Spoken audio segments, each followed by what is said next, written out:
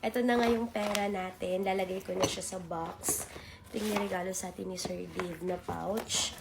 Kailangan ko ng box ngayon kasi wala tayong mapaglalagyan. Then, ito yung outfit ko. Naka white gold top ako. Ay, gold top pala. Tsaka itong black gold na ano natin, skirt. Tapos, ito yung magiging bag ko. This is from Chanel Beauty. Ang cute nito. Ito yung mga cards niya.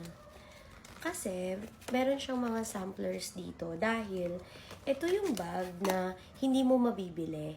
Pero, freebie siya kapag ka nag-order ka ng certain amount of Chanel Cosmetics. Meron din siyang kasamang sling na ganito. So, kung hindi nyo pa afford yung mga Chanel na mga bag, kasi nga sobrang mahal, you can start with the makeup bags. Though hindi sila kasing quality ng luxury, okay na din. Kasi, meron ka ng Chanel na, no, sling bag.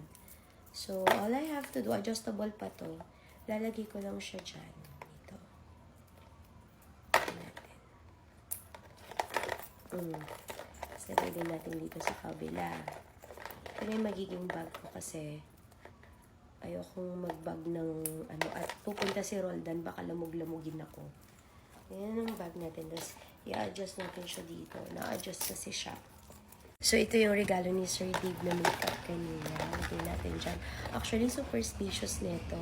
Lagay din natin yung isa nating phone. So, kapag nakatayo ka na, ganito yung magiging itsura niya. Yan.